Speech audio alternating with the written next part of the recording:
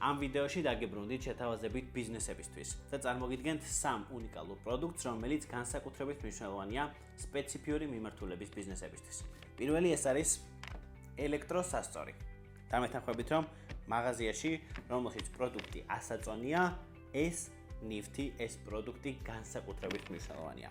ელექტროთანამედროვე სასწორი, რომელიც ნებისმიერ ბიზნესს მსგავსი საჭიროებისთვის აუცილებლად გამოადგება.